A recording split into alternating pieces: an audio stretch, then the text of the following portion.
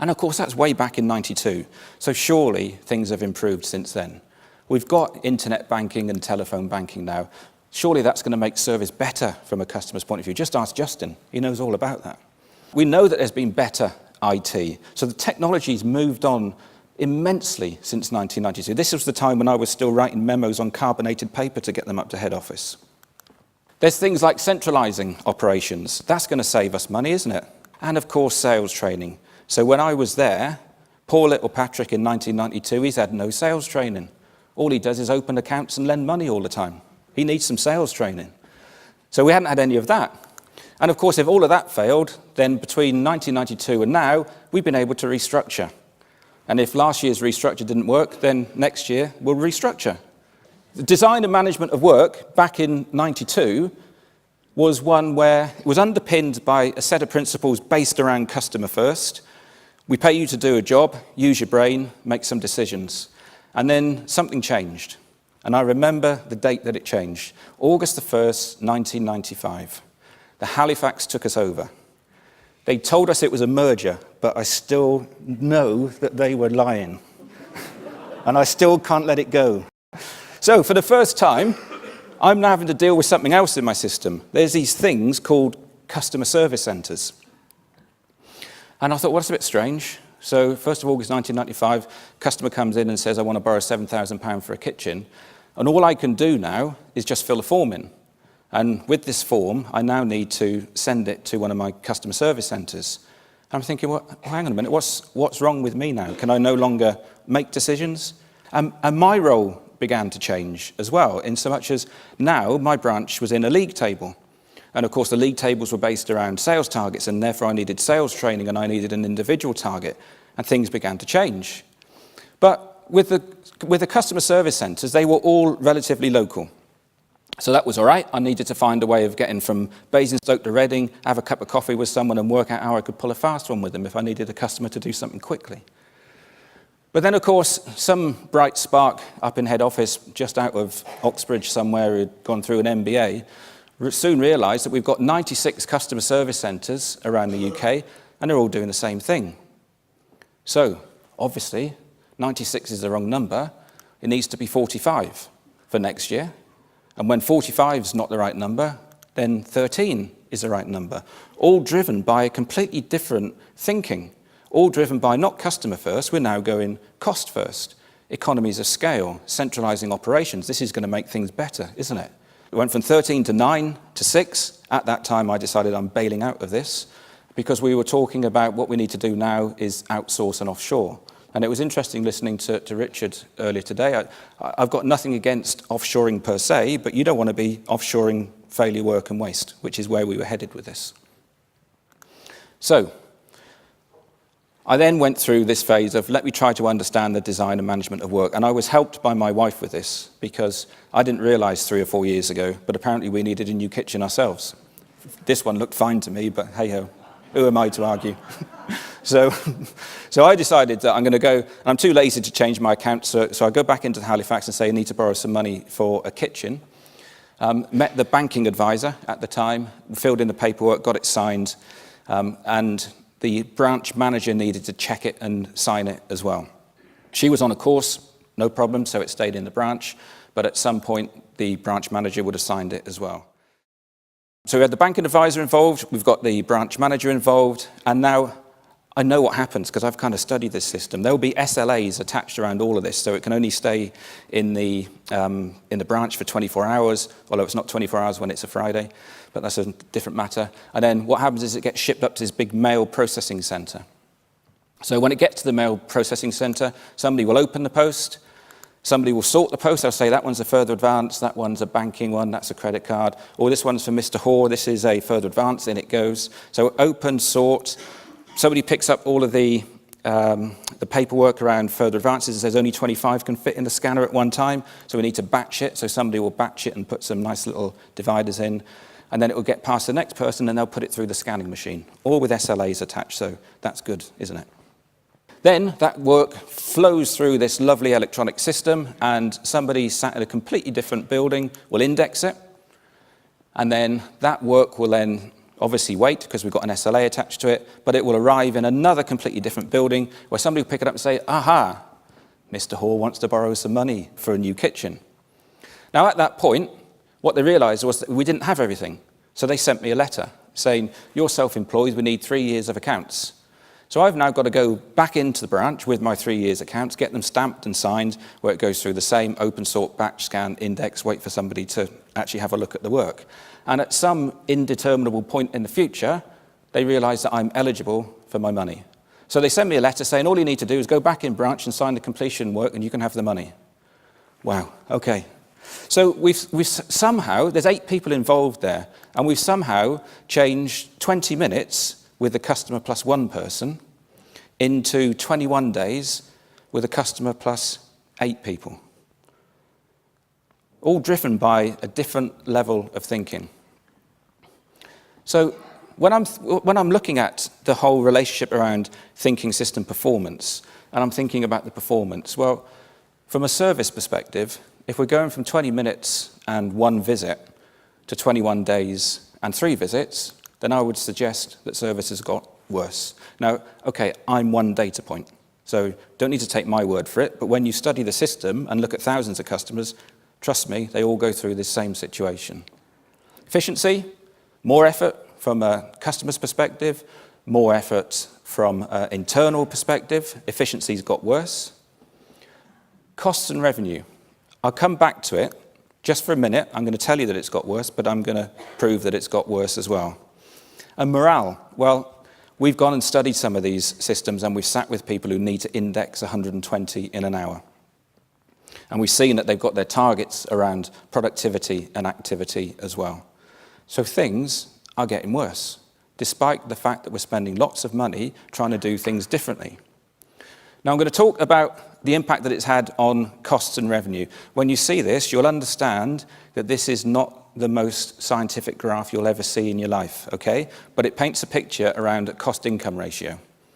So what we're seeing generally from the mid to late 90s through to the present day, cost-income ratios are going up. And that big peak that you'll see is obviously the financial crash. But to try and be a little bit more scientific about it, this is a study from KPMG, which is showing cost-income ratios over the last 6 years for the top 4 banks. And you can see, things are still getting worse. So I can't help but think about thinking system performance.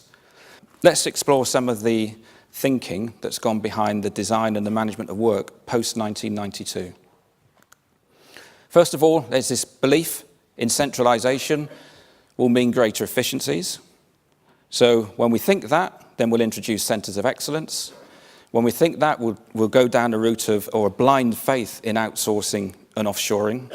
And the other thing that strikes me these days is that the way that central teams have grown. So if you're looking at program boards, change boards, HR, IT, they're massive. When I was working in 1992, when I was working down in the southwest, we had 130, 140 branches down in the southwest. We didn't have HR. In those days, it was called personnel, I think. Is HR another Americanism, John? I don't know. But we used to have personnel. Now, our personnel department for those 140 branches was Gillian. That was it. I kid you not. We had one person who looked after the regional office and 140 branches. But this blind faith in moving things to a central location has employed a load of people a million miles away from the customer. Strange. We do think that if we put a retail model in place, that will increase revenue. So what we need to do is do some sales training, and we need to measure things like productivity and activity. Those are the things which are important, and as long as we hit the numbers, then everything will be okay. Hence the fact you'll see in nearly every organisation that you'll go into, they'll be talking about things like average speed of answer. Did we answer 80% of the calls within 20 seconds? How many widgets are people doing in the back office? Have you done your 6 an hour? IT, we need to spend more money on IT. So we'll see things like we need a CRM up front because that's going to help generate more money. We need to get these scanning machines in place. We need to move to a digital upfront thing, don't we, Justin? Because all of that's going to work. But you see, the amount of money gets spent on it without any real understanding as to what we need to do. And of course, channel shift, that's another one. As long as we move these damn customers away from speaking to us, that would be better, won't it? Well, no, not if you haven't designed the telephone banking or the internet banking right in the first place. So we're now beginning to see that instead of underpinning things from a customer-first perspective, we're now beginning to underpin them with a cost-first perspective. And we're beginning to see this blind faith in economies of scale. Whereas we would have talked in the past about economies of flow. And of course, all of that has led to service efficiency, costs, morale are getting worse. So, it's very easy for me to talk about that. I'm going to play a video in a couple of minutes or so, and we're going to talk about part of a bank who have been able to apply a different level of thinking. These guys have tried to work to some principles around not handing work off, only doing the value work. The backs of their minds, they're thinking economies of flow.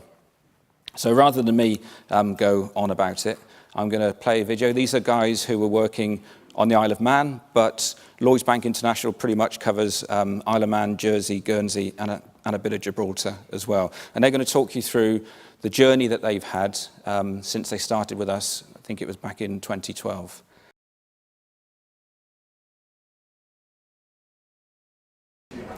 I'm Dan Stevenson, the Business Development Manager for Lloyds Bank International, based here in the Isle of Man, but servicing customers globally around the world, 24 hours a day, 7 days a week, 365 days a year.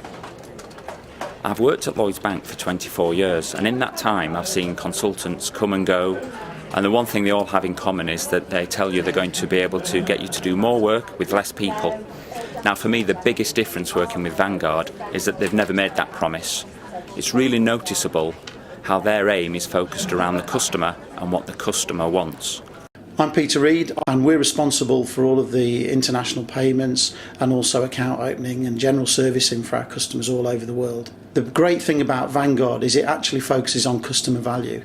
What that means is that we've delivered some absolutely brilliant results, particularly around our net promoter scores, where we've seen some huge improvements, but more importantly in reducing down the demand that you don't actually want, which is the failure demand. And that means that when the customers call us, we deal with things without handoffs and straight away, and that has seen some fantastic results. We started in 2012 in our contact centre, and in what I now know as the model for check, we got lots of knowledge and information. We realised we were going to get 900,000 phone calls that year. We realised that actually 24%, or 1 in 4, was going to be customers asking to make a payment or what's going on with their payment. We realised the second biggest demand was I want to open an account. But more importantly, we learned that up to 35% of the phone calls that we were resourced up to take were going to be called failure demand. As customers ring in to tell us that we've not done something, or we've not done something right, or we've done it too slowly, and that's where the real opportunity lies. Now, I could talk for hours about what we did in both account opening and payments, but just to give you some key statistics there.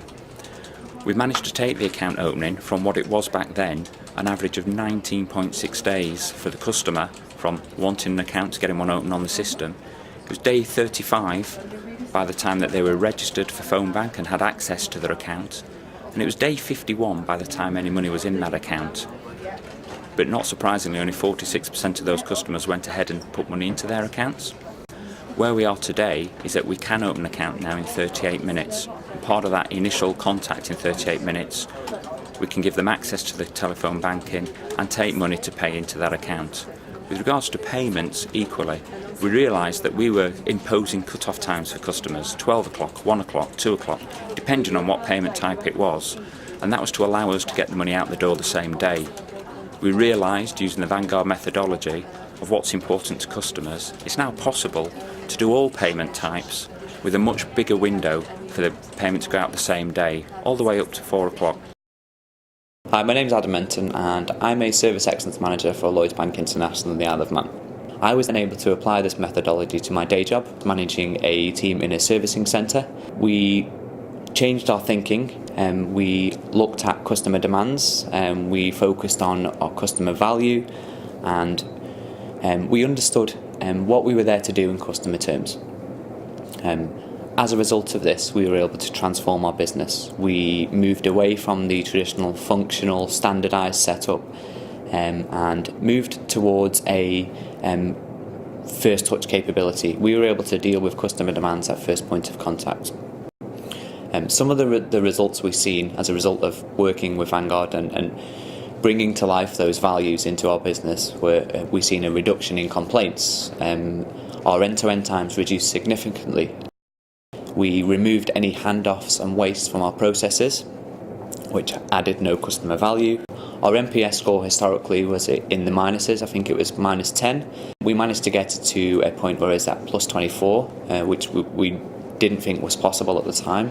And more recently, our NPS scores have reached +60. We managed to reduce operational costs, and we increased colleague morale. Our most recent colleague engagement scores were one of the highest performing teams in the wealth business. We were able to do all this by focusing on one thing, the customer. What we've also since discovered is that this year we're now on track just to receive 600,000 phone calls into the contact centre. So that 35% of failure demand has certainly been eaten into, and what we've got now is customers ringing us to actually do what they want to do, not to complain because something's gone wrong. I'm really happy with the results and what we've been able to achieve over the last 4 years, and long may it continue. So for me, what I would say is work with Vanguard, understand their methodology. It is very different to your traditional consultancy firm.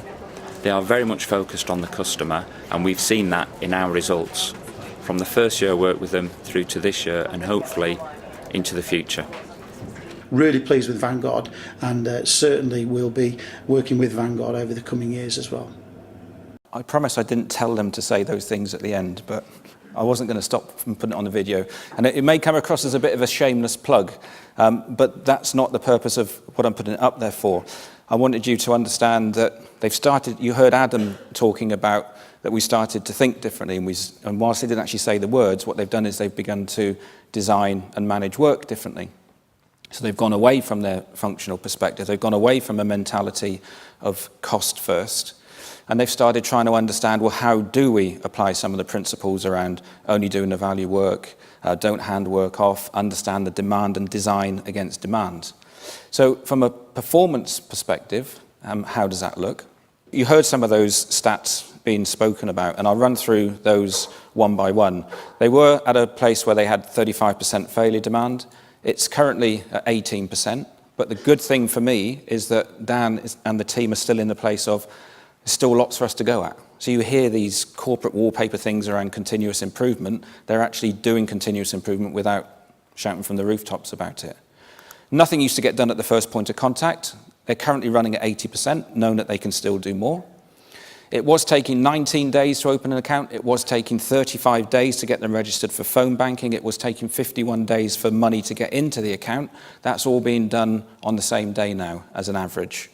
You heard Dan talking about we can do this in 38 minutes, and it was taking 51 days. And of course, that's impacting the funding. So it used to be 46% of accounts got funded, now it's 86%. We talked about efficiency. It used to be 7 people, it's now 2.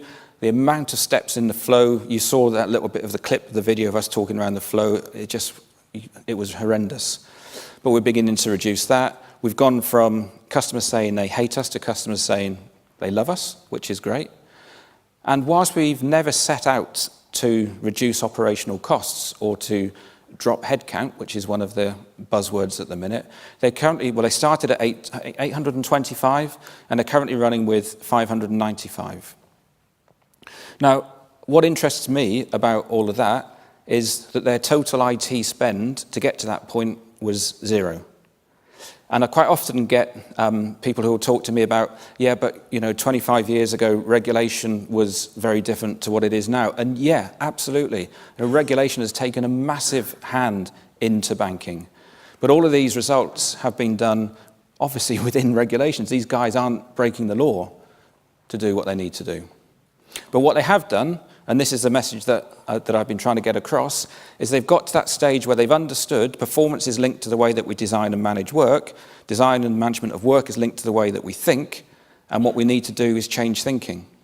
So whether you're in banking, or if you're in housing associations, or if you're in utility companies, whatever it might be, that relationship will stay true.